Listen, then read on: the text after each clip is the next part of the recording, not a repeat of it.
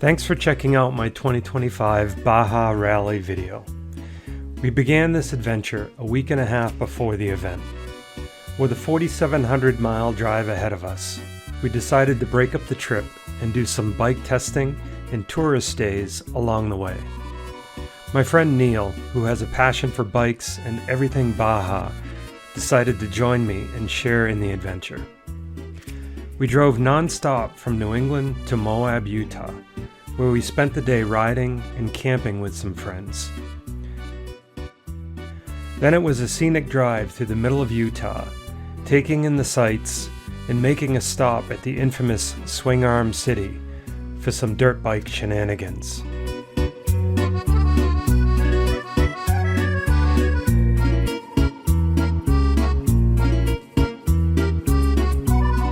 Next stop was Sand Hollow in St. George, Utah. This was an opportunity to get in some deep sand riding. We don't have this kind of stuff in the Northeast, but I knew I would encounter it in Mexico. After that, we moved on to Pahrump, Nevada, and spent some time with our friends over at Adventure Baja. Troy took us out on some sample trails and gave us a Baja exposure run to get acclimated and make sure the bike was all dialed in. Continuing southwest, we spent one last night deep in the Mojave Desert.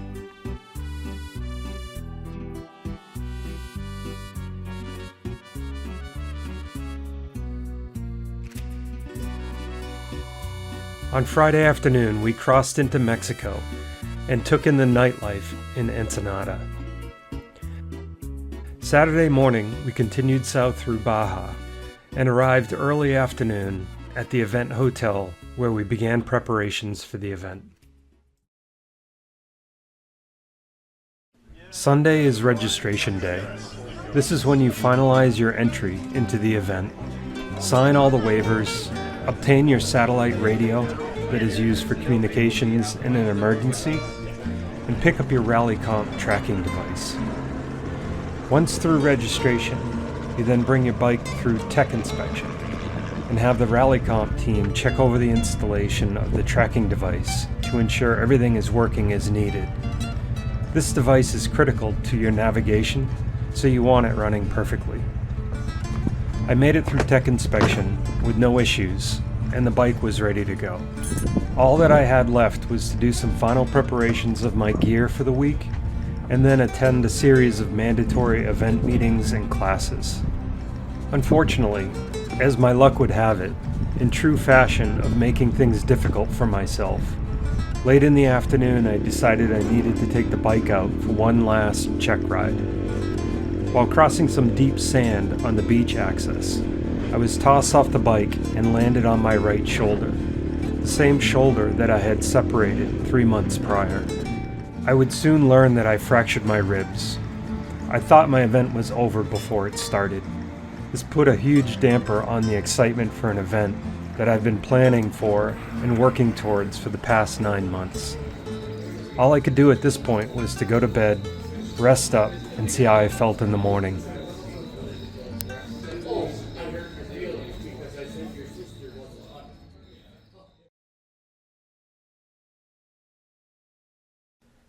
After a painful night and only sleeping a couple hours, 5 a.m. quickly rolled around, and it was time to get up and make a decision. I had breakfast and unloaded the bike.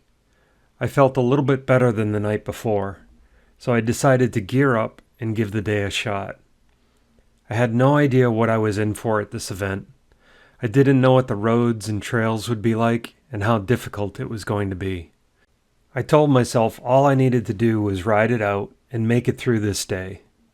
This was no longer a race, but a personal, physical challenge just to make it through the day.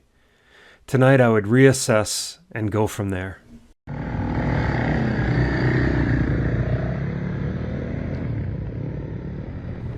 The official start is at the hotel, but we don't race from here.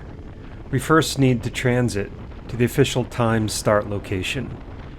In Rally, there are liaisons, or transit sections, and stages. Liaisons are sections to get you from one location to another. You then race the competitive stage. After the finish, you then transit back to the bivouac or the service area. These liaisons can vary in mileage and in some cases be very long rides. For day 1, we have a 50-mile liaison to the start, then a 120-mile stage. From there, we will then follow a liaison back to Catavina, where the rally bivouac is located for tonight.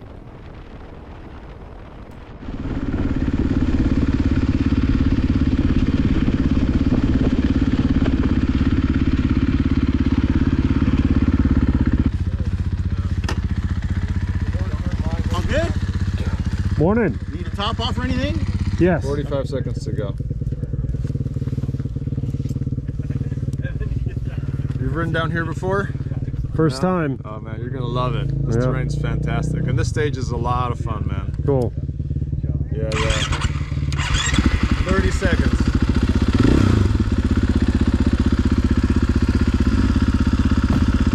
Five, four, three, two, one.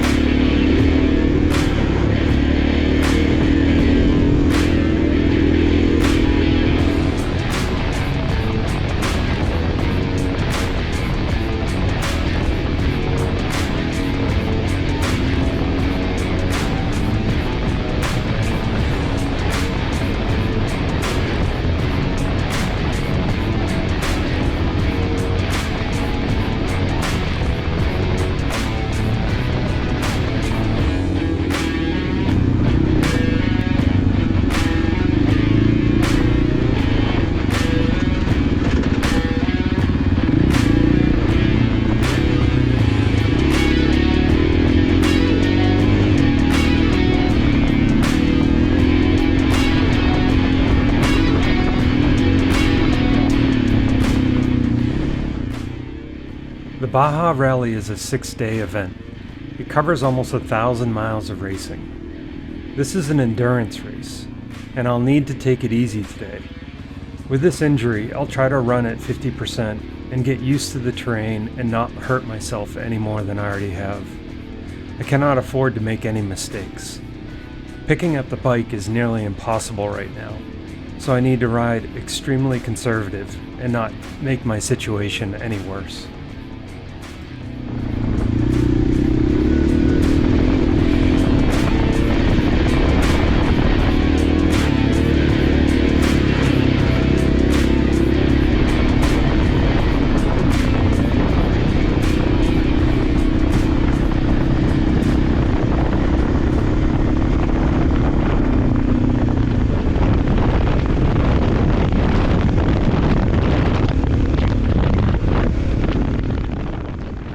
Okay, before we get too far into this thing, let me go over my office here in front of you. So I'll give you a quick crash course on how it all works. I hope it helps in understand how this sort of racing functions and the complexity of it all.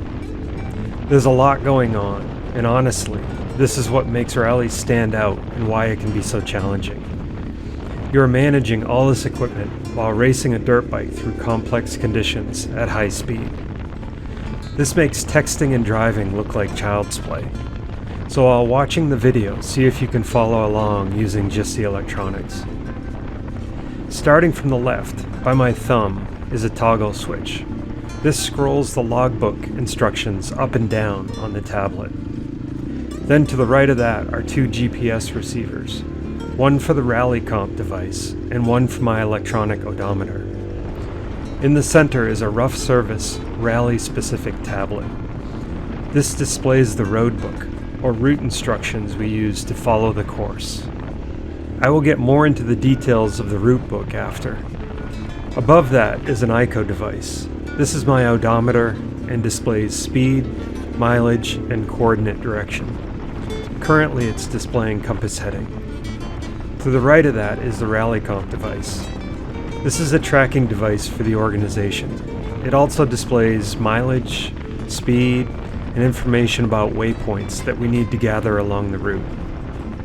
On the handlebar is a satellite device that communicates my exact location to the organization in live time. To the right of the tablet is a speaker. This sounds off beeping tones.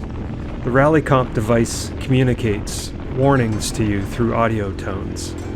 For example, 5 quick beeps indicates an extreme danger is coming up on the route ahead. One thing to note that everything is in metric. The distance and speed is in kilometers, not miles.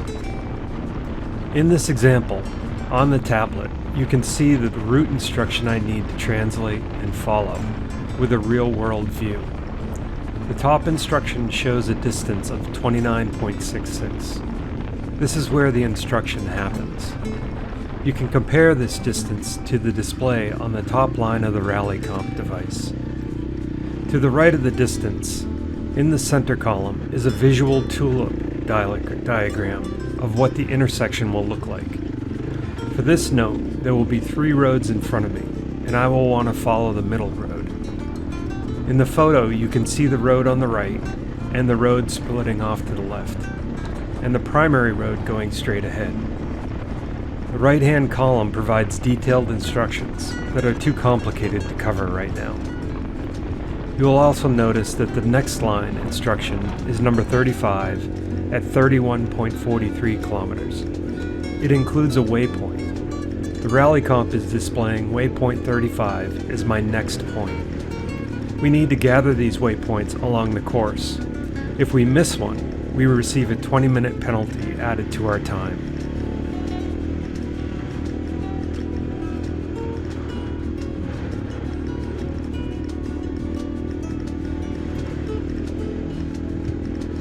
In this example, you will see what happens if you miss a virtual waypoint, and some of the dangers that exist along the route. A number of people miss this waypoint as they took a line far to the left, as I did, trying to avoid the dangerous hole in the road. You can see on the Rally Comp the arrow is pointing backwards. That means I am past the waypoint and I need to turn around. When I locate the virtual waypoint, the device will beep 3 times, indicating that it is cleared and I can continue en route.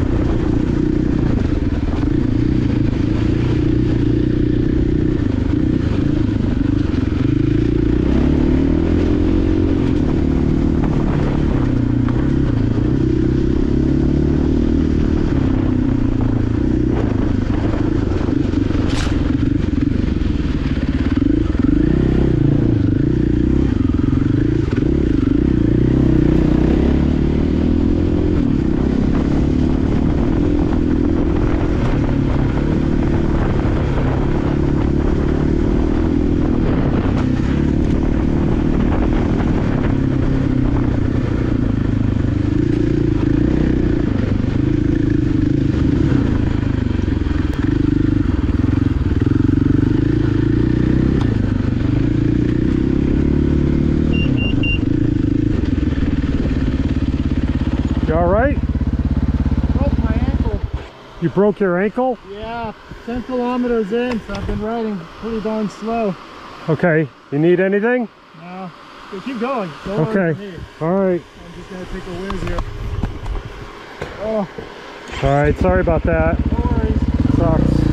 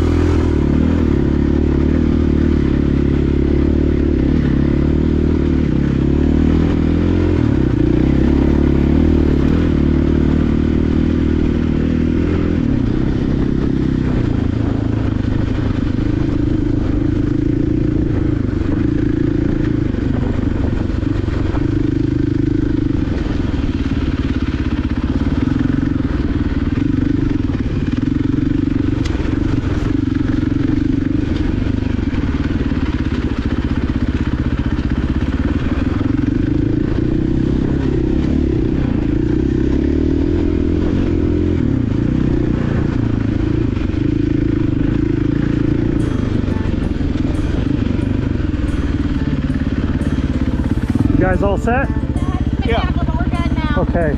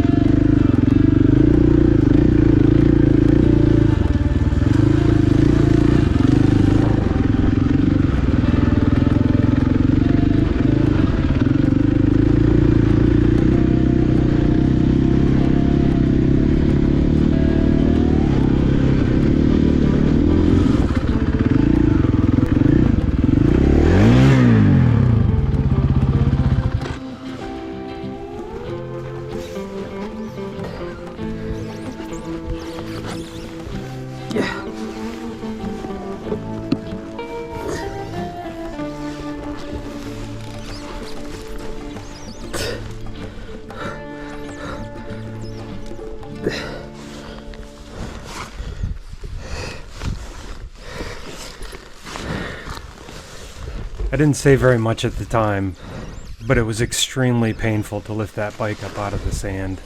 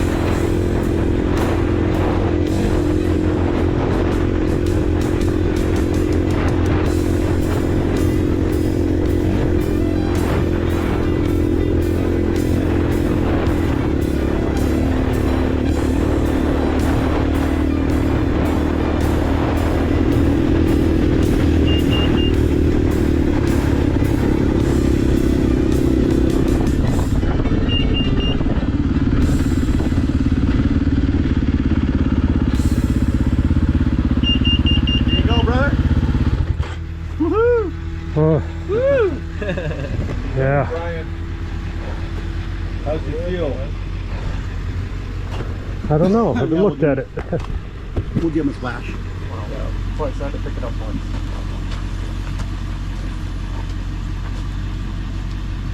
We got waters and Gatorades right here. That would be great. What do you want? Day 1 of the Baja Rally is now complete. Stage 1 was 117 miles, and I completed it in 4 hours and 48 minutes. I stopped once to change my GoPro battery, and a second time to pick up the bike in that sand wash.